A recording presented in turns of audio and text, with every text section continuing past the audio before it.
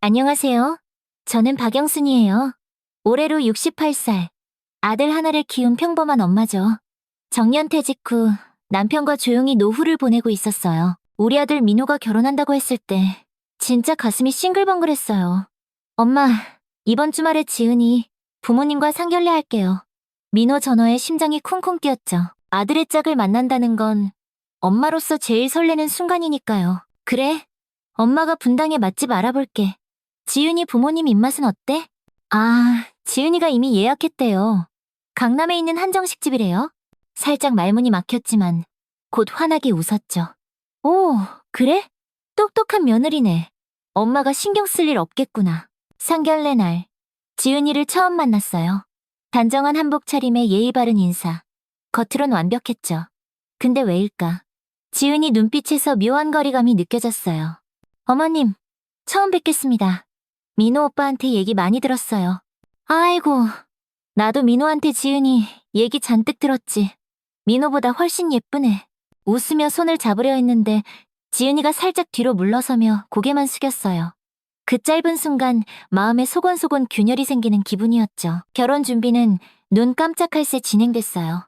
신혼집 어디로 할지 논의할 때 우리 부부는 당연히 집 근처를 추천했죠. 우리 아파트 옆에 새 아파트 분양한다던데 거기 어때? 민호가 지은이를 힐끔 봤어요.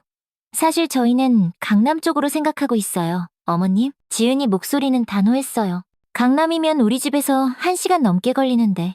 맞아요. 그래서 주말에만 뵐 수 있을 것 같아요. 어머님도 아시죠?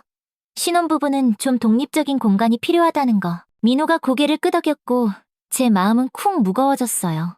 그래도 시어머니는 이해해야 한다고 생각했죠. 그래, 너희 편한 대로 하렴. 엄마는 괜찮아. 결혼식 날 사람들이 등을 두드리며 축하했어요. 친구들은 이제 며느리랑 사이좋게 지내겠네 라고 했지만 저는 이미 알고 있었어요. 지은이와 제 사이엔 보이지 않는 선이 그어져 있다는 걸. 신혼여행 후 아이들이 처음 우리 집에 왔을 때 정성껏 밥상을 차렸어요. 지은아, 이건 민호가 어릴 때 좋아하던 김치찌개야. 한번 먹어봐. 지은이는 예의상 한 입 먹고 미소만 지었어요. 맛있네요, 어머님. 근데 저는 입맛이 좀 까다로워서 그날 이후 지은이는 늘 바쁘다며 우리 집 방문을 미뤘어요. 전화하면 민호가 받고 지은이는 지금 나갔다거나 씻고 있다며 통화를 피했죠. 친구 은희가 물었어요. 영수나 며느리랑 잘 지내? 환하게 웃으며 답했죠. 그럼 우리 지은이 착한데 요즘 젊은 애들 다 바빠서 자주 못 만나는 게 아쉽지. 거짓말이었어요. 시어머니가 며느리 험담을 할 순 없으니까요. 속마음은 누구에게 털어놓을 수 있을까? 민호에게 문자를 보냈어요. 아들, 다음 주 아버지 생신인데 언제 올 수 있니? 하루 뒤 답장이 왔어요. 엄마, 미안해요. 그날 지은이 회사 행사가 있대요. 다음에 꼭 할게요. 문자를 읽으며 깨달았어요. 저는 이제 아들 부부 삶의 우선순위가 아니라는 걸. 창밖으로 비가 내리기 시작했어요. 비가 창문을 톡톡 두드리는 소리가 제 마음 같았죠. 지은이 생일이 다가왔을 때 며느리 마음을 열어보려고 선물을 준비했어요. 민호 말로는 지은이가 좋아하는 브랜드 지갑이라 했거든요. 포장하며 설렜어요.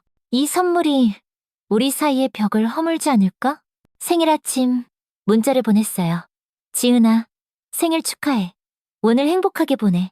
시간 되면 저녁같이 밥 어때? 작은 선물도 준비했어. 메시지가 익혔지만 답장은 없었어요. 1시간, 2시간이 지나도 마찬가지. 불안해서 민호에게 전화했죠. 민호야, 지은이한테 문자 보냈는데 답이 없네. 무슨 일 있니? 아, 엄마. 지은이가 오늘 중요한 미팅이 있다 했어요.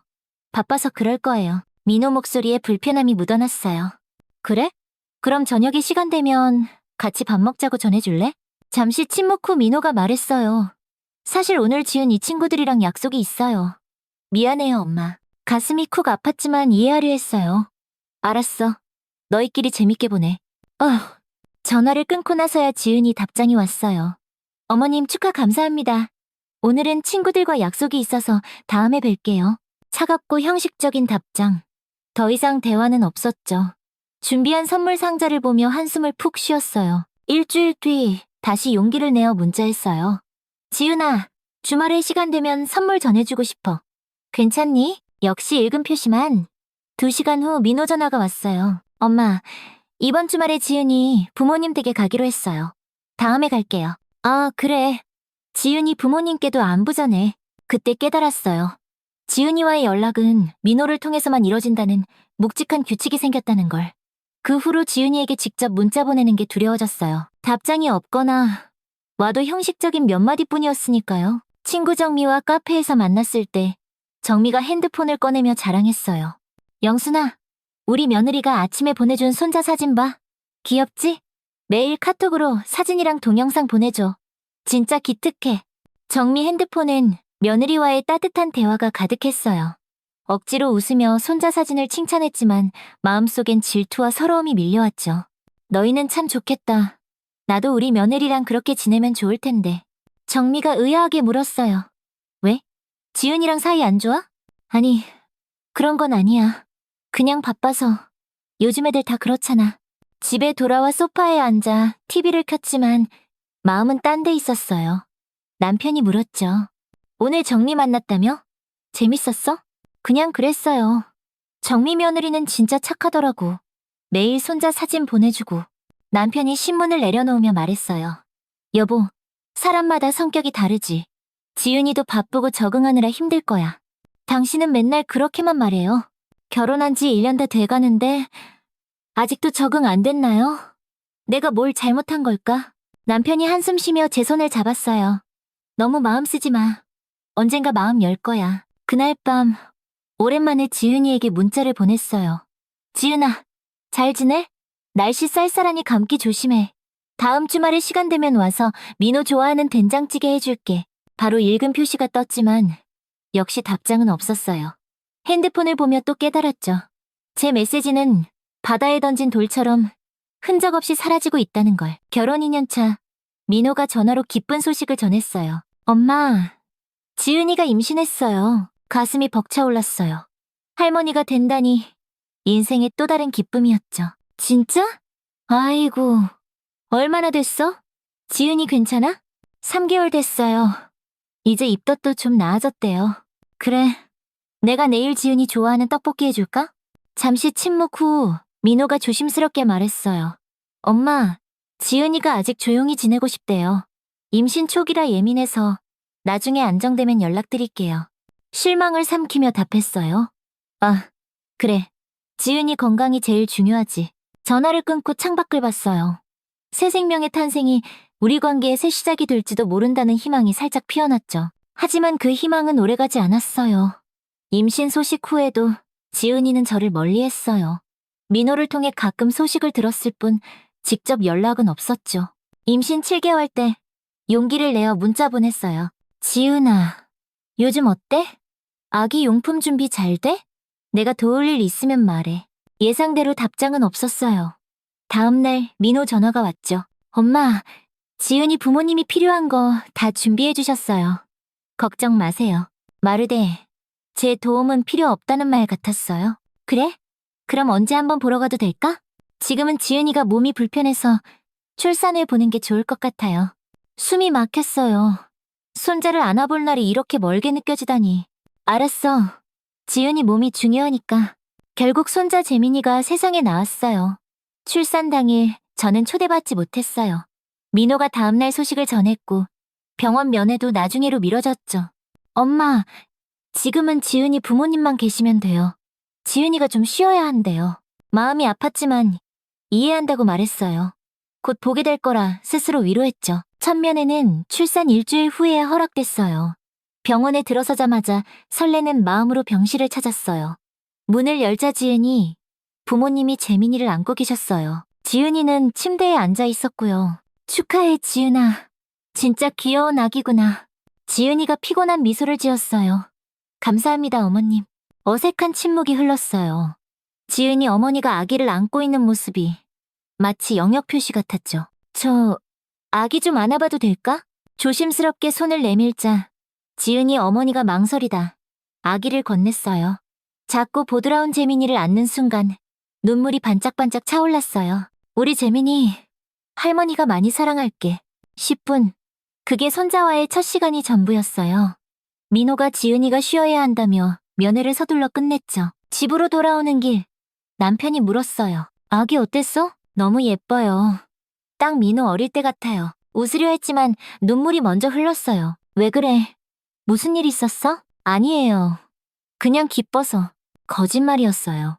재민이를 안았을 때 지은이 눈빛이 저를 감시하는 것 같아 마음이 불편했어요. 마치 제가 아기에게 해를 끼칠 사람처럼 그 후로 손자 소식은 뜸했어요. 민호가 가끔 보내주는 사진 한 장이 전부. 친구들이 손자 사진 자랑할 때 저는 한 달 전 받은 사진을 보여줄 수밖에 없었죠. 어머, 영순아. 너희 손자 벌써 이렇게 컸구나. 친구들은 몰랐지만 늘 같은 사진이었어요. 새 사진이 너무 없었으니까 민호에게 물었어요. 민호야, 재민이 요즘 어때? 사진 좀 더 보내줄 수 있니? 네, 알았어요. 시간 날 때 보낼게요. 하지만 그 시간은 오지 않았어요. 가끔 보내주는 사진 속 재민이는 한 뼘씩 자라 있었죠. 손자 성장 과정이 슬라이드쇼처럼 끊어진 장면만 남는 현실이 너무 슬펐어요. 재민이가 태어난 지 3개월. 지은이에게 문자 보냈어요. 지은아, 재민이 보고 싶어서 내일 시간 되면 잠깐 들려도 될까? 기적처럼 답장이 왔어요. 내일은 재민이 예방접종 때문에 어려울 것 같아요. 다음에 연락드릴게요, 어머님. 다음에라는 말이 얼마나 공허한지 핸드폰을 내려놓고 한숨을 푹 쉬었어요. 제 피와 살을 나눈 손자가 점점 먼 존재가 되어갔어요. 재민이 첫 돌. 일주일 전부터 선물을 준비하고 민호에게 돌잔치 계획을 물었지만 대답은 똑같았어요. 아직 지은이가 결정 못했대요. 결정되면 알려드릴게요. 이틀 전 민호 연락이 왔어요. 엄마, 이번 주 토요일 오후 2시 지은이 부모님 댁에서 작게 돌잔치 할게요. 지은이 부모님 댁에서? 네, 거기가 좀 넓어서요. 엄마도 오세요. 가슴이 쿡 아팠지만 손자 첫 돌이라니 기뻤어요. 최고급 한복을 선물로 준비하고 남편과 함께 갔죠. 도착한 이 사람들이 북적였어요. 근데 대부분 지은이 친가 친척들이었고 우리를 아는 사람은 거의 없었어요. 어서 오세요, 어머님. 지은이가 형식적인 인사를 했어요. 재민이는 화려한 돌복을 입고 지은이 어머니 품에 안겨 있었죠. 우리 재민이, 할머니 왔어. 이리 와. 팔을 벌렸지만 재민이는 낯선 듯 고개를 돌렸어요. 당연했죠. 태어나서 손에 꼽을 만큼만 만났으니까. 돌잔치는 지은이 부모님이 주도했어요. 재민이가 돌잡이에서 연필을 잡자 지은이 아버지가 큰 소리로 외쳤어요. 우리 손자 공부 잘하겠네. 할아버지 닮았나? 사람들이 웃으며 박수쳤죠. 그때 지은이 이모로 보이는 분이 물었어요. 혹시 어디서 오셨어요? 지은이 지인인가요? 얼굴이 화끈거렸어요. 저는 재민이 친할머니예요. 아, 그러셨군요. 미안해요. 처음 뵙는 것 같아서. 대화는 거기서 끊겼어요. 구석에 앉아 돌잔치가 끝나길 기다렸죠. 손자 첫 돌인데 남의 집 행사에 온 기분이었어요. 집으로 돌아오는 길 남편이 손을 꼭 잡았어요. 괜찮아, 영순아. 사람들이 많아서 그랬을 거야. 당신도 느꼈죠? 우리는 그냥 손님일 뿐이었어요. 우리 손자 돌잔치에서 그날 밤 재민이 한복 사진을 보내달라고 지은이에게 문자했어요. 역시 답장은 없었죠. 다음 날 아침 지은이에게 온 메시지를 보고 깜짝 놀랐어요. 오빠, 진짜 나 미치겠어. 어제 돌잔치 때도 시어머니가 자꾸 재민이 안으려 해서 불편했어. 애 낳고 나서 더 부담스러워. 왜 내가 시댁 눈치를 봐야 해? 친정엄마는 뭐든 도와주시는데 시어머니는 맨날 자기 방식만 고집하시고 내가 재민이 엄마인데 왜 시어머니 뜻대로 해야 해? 다음부턴 안 오시게 할까? 어차피 재민이도 잘 모르잖아. 분명 민호에게 보내려던 메시지를 실수로 저에게 보낸 거였죠. 손이 떨렸어요. 가슴이 조여들었죠. 지금껏 지은이 마음을 열어보려 조심스럽게 다가갔어요. 제 방식을 강요한 적 없이 늘 지은이를 존중했는데 며느리 눈엔 제 행동이 전부 간섭이었나? 곧 지은이에게서 사과 문자가 왔어요. 어머님 죄송해요. 방금 메시지 실수로 보냈어요. 부디 이해해주세요. 핸드폰 위를 맴도는 손가락. 뭐라 답해야 할지 몰랐어요. 결국 아무 말도 하지 않았죠. 이튿날 민호 전화가 왔어요. 엄마, 어제 지은이가 실수로 보낸 문자 보셨어요? 지은이가 많이 미안해해요.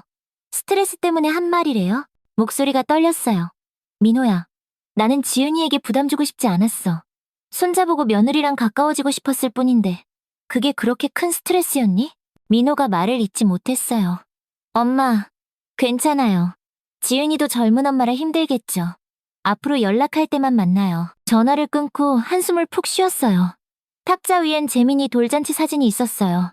저는 구석에서 어색하게 웃고, 재민이는 지은이 부모님 품에서 환하게 웃고 있었죠. 그날 밤 남편에게 속마음을 털어놓았어요. 당신, 내가 뭐 잘못했나? 너무 간섭했나? 남편이 어깨를 토닥였어요. 영순아, 내 잘못 아니야. 요즘 젊은 애들은 공간을 중요시하잖아. 하지만 난 단 한 번도 지은이한테 이래라 저래라 한 적 없어요. 오히려 조심했는데. 남편이 한숨 쉬었어요. 사람마다 느끼는 게 달라. 좀 지켜보자. 그 후로 지은이에게 문자 보내지 않았어요. 민호를 통해서만 소식을 들었죠. 하지만 마음 한구석엔 상처가 남았어요. 내가 사랑하려 했던 며느리에게 나는 불편한 시어머니일 뿐이라는 걸 뼈저리게 깨달았어요. 3개월 뒤 예상치 못한 전화가 왔어요. 지은이 이름이 화면에 떴죠. 망설이다 받았어요. 여보세요? 어머님, 안녕하세요. 지은이에요. 다정한 목소리. 마치 아무 일도 없었던 것 같았어요. 그래, 무슨 일이니? 다음 주가 저희 결혼 기념일인데 민호 오빠랑 짧게 여행 가려고요. 재민이를 하루만 봐주실 수 있을까요? 토요일 아침부터 일요일 저녁까지 목구멍까지 말이 올라왔어요. 그동안 나를 불편해하더니 이제 와서 부탁? 하지만 삼켰죠. 그래, 데려와. 정말요? 감사합니다, 어머님. 토요일 아침에 갈게요. 전화를 끊고 눈물이 흘렀어요. 손자를 보고 싶었지만 필요할 때만 찾는 태도가 서러웠어요. 토요일 아침, 현관벨이 울렸어요. 어머님, 안녕하세요. 지은이가 환하게 웃으며 재민이를 안고 있었어요. 재민이는 16개월, 이제 막 어른말을 시작했죠. 우리 재민이 왔구나. 이리 와. 화를 벌렸지만 재민이는 낯선 듯 지은이 품에 파고들었어요. 아직 어머님이랑 익숙하지 않아서 그래요. 금방 적응할 거예요. 지은이가 가방을 내려놓으며 말했어요. 여기 재민이 옷, 기저귀, 간식 있어요. 낮잠은 12시, 3시쯤 자고 이유식은 도시락통에 있어요. 알레르기 있으니 다른 음식 주지 마세요. 꼼꼼한 설명에서 불안함이 느껴졌어요. 마치 보모에게 맡기는 듯한 느낌. 걱정 마. 나도 애 키워봤어. 네? 아, 맞다. 민호 오빠, 그래도 요즘 육아 방식이 달라서. 경적 소리에 지은이가 서둘렀어요. 오빠가 기다려요. 내일 저녁에 올게요. 재민아, 엄마 다녀올게. 할머니랑 재밌게 놀아. 재민이가 울음을 터뜨렸어요. 저는 창가로 달려가며 달랬죠. 울지 마. 재민아, 할머니가 있잖아. 재민이는 한참 울다 지쳐 제 품에 안겼어요. 처음엔 어색했지만 점점 재민이가 마음을 열었어요. 장난감을 가지고 놀고 그림책을 읽어줬죠. 낮잠 자는 재민이 얼굴을 보며 행복에 젖었어요. 이렇게 손자를 가까이 볼 수 있다니. 저녁, 재민이가 보채기 시작했어요. 엄마는 내일 올 거야. 할머니랑 놀자. 하지만 울음소리가 커졌어요. 지은이에게 전화했죠. 여보세요? 시끄러운 음악 소리가 들렸어요. 지은아, 재민이가 많이 보채는데. 아, 그래요? 뽀로로 동영상 틀어주면 금방 진정돼요. 저는 다시 들어갈게요. 전화가 끊겼어요. 뽀로로를 틀자 재민이가 조용해졌지만 제 마음은 무거웠어요. 저는 지은이에게 그저 손자를 맡길 사람일 뿐이었죠. 다음날 아침, 재민이 이마가 뜨거웠어요. 체온계로 제니 38.5도, 지은이에게 전화했지만 받지 않았어요. 3번 더 걸어도 마찬가지. 문자를 보냈죠. 지은아, 재민이 열이 나. 38.5도야. 전화 좀 받아줘. 10분이 지나도 답이 없었어요. 결국 소아과에 전화해 상담 후 택시 타고 병원으로 갔죠. 감기 초기 증상이네요. 약 처방해드릴게요. 안심하고 집으로 돌아와 재민이에게 해열제를 먹이고 재웠어요. 그때 지은이에게서 문자가 왔어요. 어머님, 죄송해요. 지금 봤어요. 재민이 괜찮아요? 상황을 짧게 설명했어요. 걱정 마. 오늘 저녁에 와. 저녁 7시. 지은이와 민호가 도착했어요. 재민이는 열이 내려 놀고 있었죠. 재민아, 엄마 왔어. 지은이가 아이를 안았어요. 민호가 미안한 표정으로 말했어요. 엄마, 고생 많으셨죠? 재민이 아파서 걱정하셨겠어요? 괜찮아. 열도 내려갔으니 걱정 마. 지은이가 짐을 챙기며 말했어요.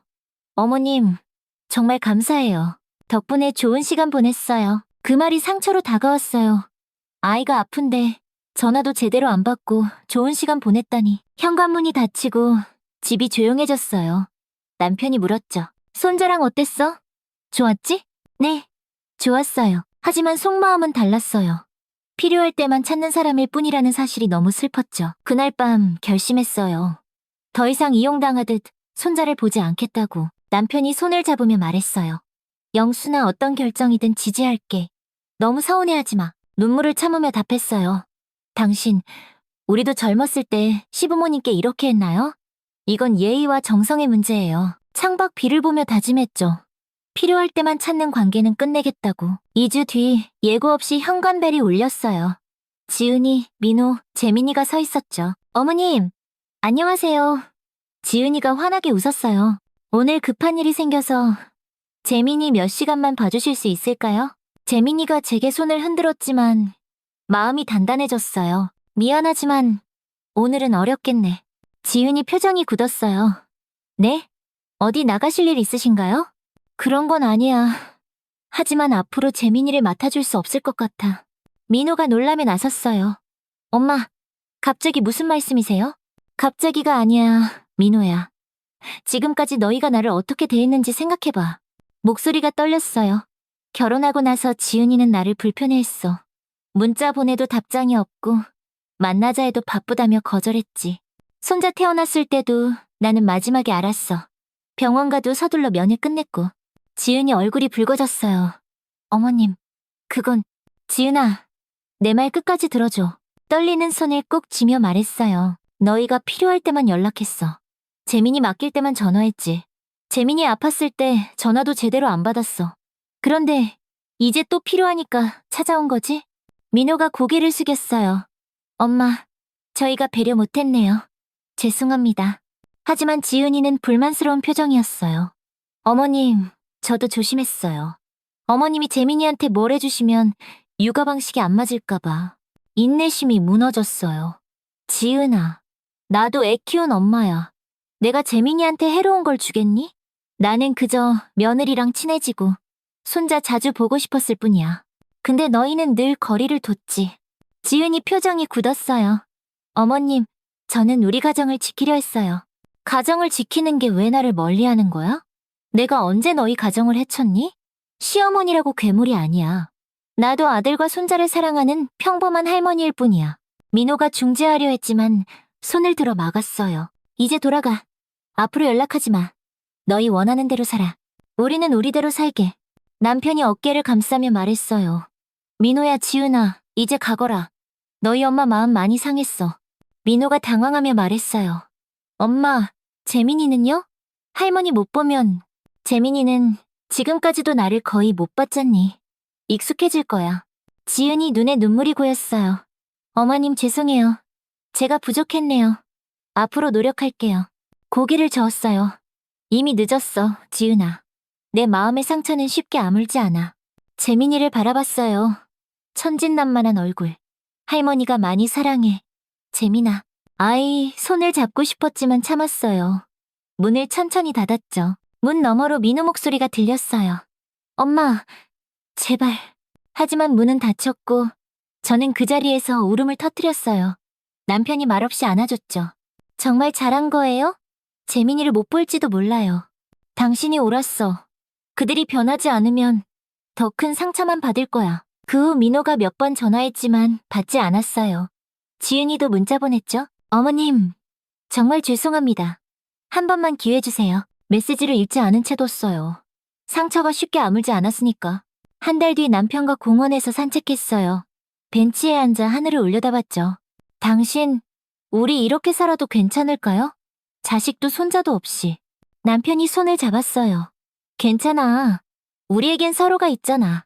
자식이 외면해도 우리는 행복하게 살 수 있어. 고개를 끄덕였어요. 집으로 돌아와 민호와 지은이 번호를 차단했어요. 재민이 사진도 지웠죠. 새로운 시작이었어요. 상처를 안고 새롭게 살아가는 시작. 자식 없는 사람처럼 손자 없는 사람처럼 살아가기로 했죠. 우리도 사람이에요. 사랑받을 자격, 존중받을 자격이 있죠. 그걸 주지 않는 관계라면 과감히 놓는 게 낫다는 걸 깨달았어요. 창가에 앉아 노을을 보며 생각했어요. 언젠가 그들이 진심으로 변한다면 그때 문을 열어줄 수도 있겠죠. 하지만 그때까지는 우리만의 평화를 찾아 살아갈 거예요. 시간은 모든 걸 치유하지는 않지만 새 시작을 줄 수 있다고 믿어요. 이제 저 자신을 위한 삶을 살기로 했어요. 더 이상 기다리지 않고, 아파하지 않고, 지금 이 순간을 소중히 여기며 살아갈 거예요. 이게 제 선택이에요.